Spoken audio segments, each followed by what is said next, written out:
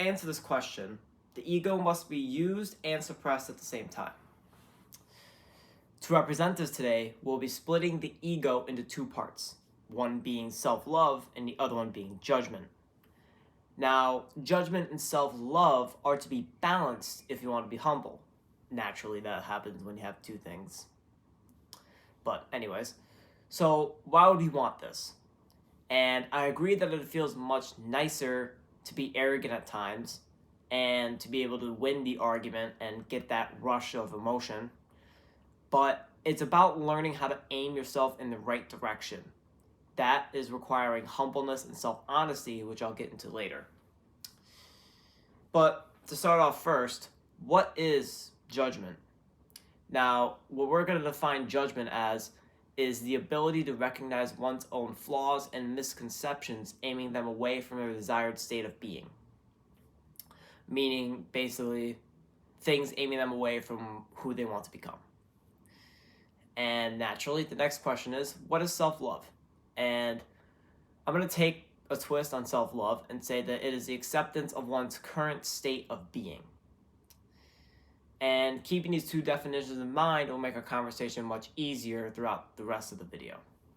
So, to really get into it, we have to first go through the two different types of balances that can occur that are most common, and then we'll talk about the idealistic way to aim towards the thing that you want to become. So first is ego, the balance of too much self-love and not enough judgment.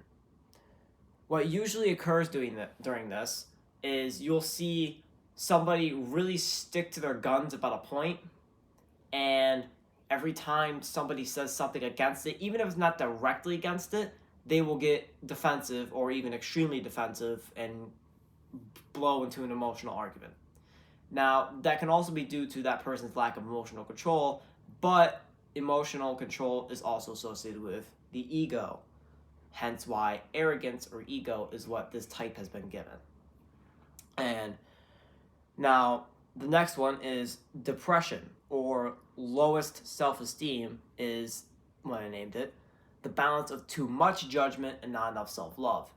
This often looks like someone who isn't introverted, but is someone who is often really isolated. Like, they'll try to be isolated, and they'll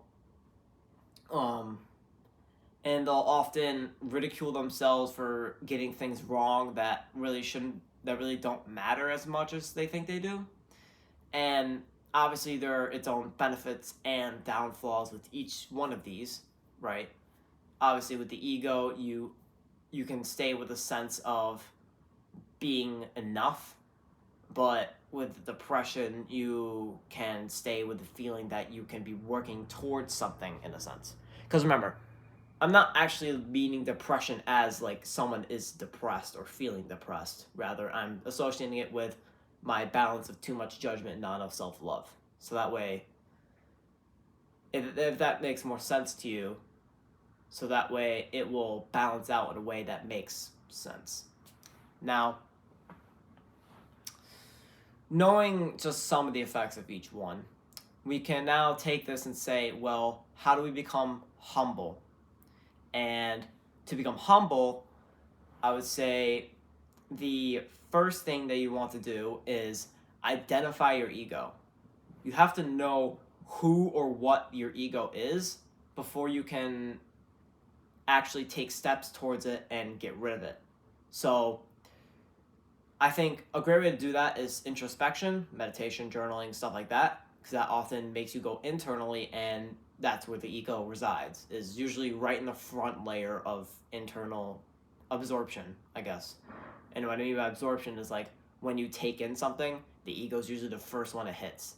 Or if you learn how to dissolve the ego, the first thing that it hits is the, I guess, skeptic, not the skeptic, but the questioner, right? Is that thing right? That is usually what I believe is a good sign that you're getting rid of your ego. Is if somebody asks you something, if somebody tells you something and you go and respond, you say, is that right? Because it probably is. So gaining that sort of self-awareness is really crucial if you want to not be arrogant, right? And now for the flip side, for the low self-esteem person or the depressed person the with the high judgment and the low self-confidence, or rather self-love, the person that you want to be is somebody who tells themselves that they did something right every time they do something right. Because a lot of times, what I've noticed at least is that I lean a little bit more towards the depressed kind of side, or like the lack of, you know what I mean. So going off of that, what I do is whenever I do something right, I point it out to myself and I make myself feel proud. Not prideful, but proud. And in that sense, you begin to develop that confidence and that self-love for you to say, okay, I am fine in my current state of being because I am actually kick-ass and I can do things pretty well. There you go. So now that we've discussed the two kind of, I kind of went over them quickly, but two solutions for the arrogance and for the low self-esteem. Now let's say you've been practicing, we'll say you're the arrogant type, for instance. You've been meditating, you've been realizing where you've been wrong, you've been practicing this for like 6 months or something, and now you're here. And now you want to become something more, right? Now you say, okay, I'm pretty sure I'm humble, I could be more humble, but I want to start developing something else. And this is where it goes back to aiming in the right direction, which I'll include the honesty part right now. Because there's humbleness and honesty, which allows you to aim in the right direction, specifically self-honesty. And here's the thing. Self-honesty expands beyond yourself. I know that sounds really weird, but you're going to have to hear me out here. When you are self-honest, what that really means is that you as the individual give something to somebody else with the full positive higher intentions of your being, right? Meaning things like you don't sabotage people, you aren't trying to lie to people, which is the main part I want to talk about, and you don't try to actively gain an advantage over others, right? And there's multiple forms. This last one I'm going to go over first because it's kind of tricky. And what it does is it goes in and it tries to say, oh, I want this thing, I want that external thing, that external thing.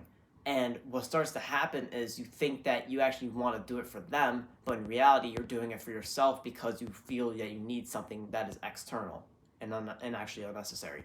So that gets really tricky because fame, money, and things like money is an essential thing now for societies, right? It's gonna be my theory is that in the next like 20-30 years that's gonna break down and it's gonna go straight to a shit show. But that's another video to go on.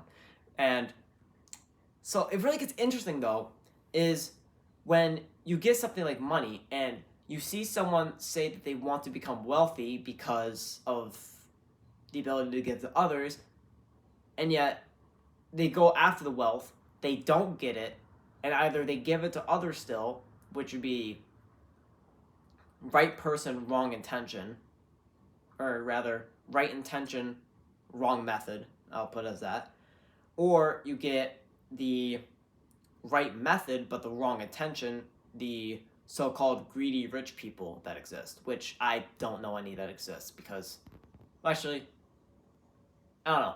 Well, actually, rich people, okay. Because my definition of rich isn't the same definition as yours. Rich is like, to me, it's just car and house.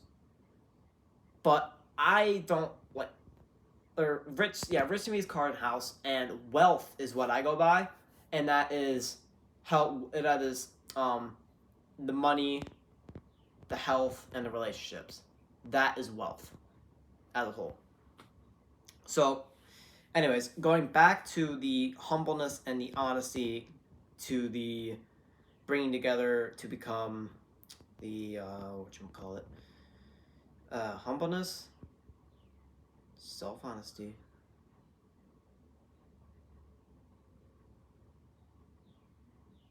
Oh, to aim in the right direction. Yes. So, the humbleness we've now covered, and the honesty we have covered in a bit, which let me go over one more thing about honesty before we go on to how to aim in the right direction with this new humbleness you've gained and this new honesty you have strived for.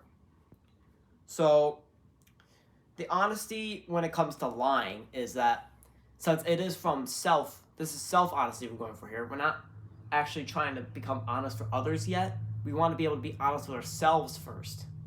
That's very important because if you try to be honest for others but aren't honest to yourself, you're not going to even catch when you lie to other people. So, to keep that in mind, when you go on about your day and you notice that something feels a bit off, it might be because you're not self-honest to yourself. And how to acquire this skill, I'm not quite sure, but I have a little bit of a good idea. I've practiced it for a little bit. And the first is introspecting, obviously. And when I say introspecting, I mean meditation and journaling. Like usually those two is what I pair it with. And the next thing for self-honesty would be to not lie to other people. And now why not to lie to other people is because when you lie to other people, you're telling yourself that it's okay to lie. And your mind does not discriminate between others and yourself. You see? In that regard. So, you end up creating a positive reinforcement loop of, oh, okay, I can just lie to myself, I can slack off a little bit, not be lazy, but like I can literally slack off on my truths, I can do this. And what happens over time is that you develop into a person you don't want to be because you told yourself that you can be lazy on your truths or aiming in the right direction.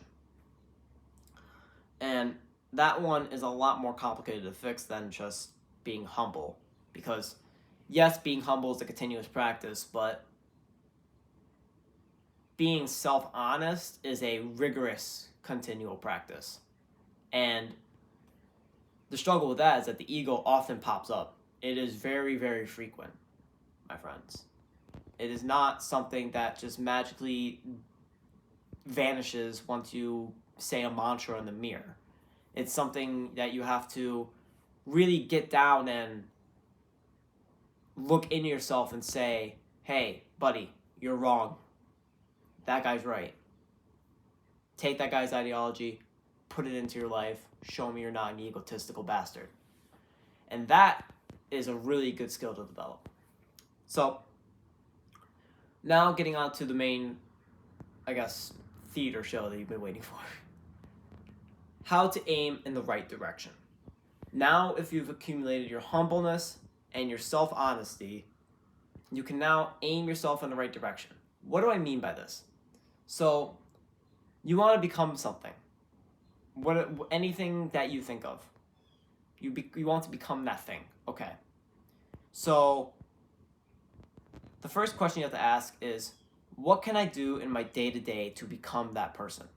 Let's say, for my example, I want to become really flexible. Okay? I want to become like a nimble. I'm kind of nimble, but I'm not to the point where I'd like to be. So, what could I do? I could stretch daily. Okay? So that's a habit I formed. If you can turn the objective you have into a daily habit, you are really on a good track to finding success in it. And if you are capable of using that creative part of your mind and figuring that out, then good for you, man. You're going to be really set off. You're going to be able to do a lot of different things in your life. So, going off of that, you get forming that desire into a daily habit. That is the practice of getting yourself basically in the car and driving on the road to that place, right? Because you can get in a car and you can drive, but if you're driving in reverse and you're still going forward somehow, then something clearly isn't right here, because that means your mind's differentiating what your desires are from the direction that you're actually going. Simple. Going on to that, if you,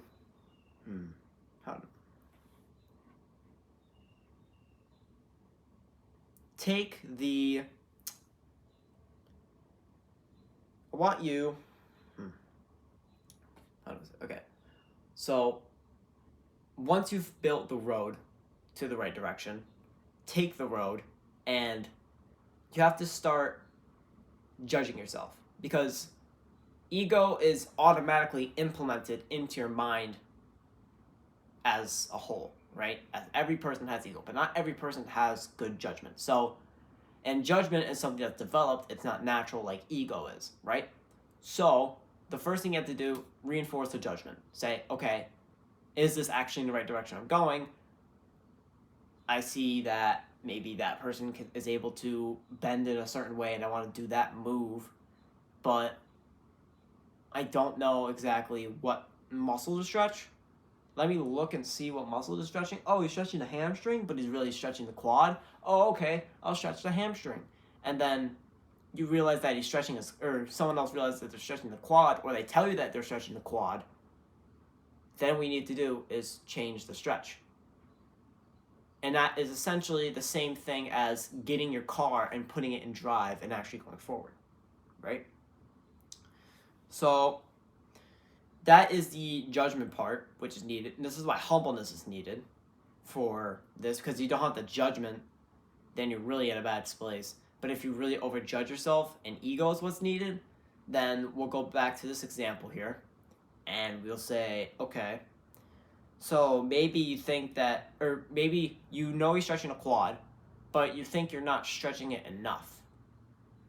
So maybe you have to be real, you have to have the self-realization that I'm doing good, this is as much as I can physically stretch it right now. Don't overexert yourself trying to stretch a muscle. Okay, so I am doing good? Yeah. And that's you talking to your subconscious or yourself or your confidence, right? So it can go up, since you as that person you were in the state of low self-confidence compared to high judgment. So I think going off of all this, what I'd like to believe is that you get a person who's able to perfectly attune themselves into the right direction in which they desire to go. And that is a powerful skill set which I want you to acquire from learning how self-love and judgment combine to make the ego, why humbleness is necessary, and self-honesty, and how to cultivate each of them so that way you can learn how to aim in the right direction and become the desired being that you wish to become. That is the lesson I want to teach you today. Thank you for watching. I guess I'll do the subscribe thing. I'm not going to put a button here, so you're just going to have to scroll down if you want it to be real. And as always, we're here to help you help them.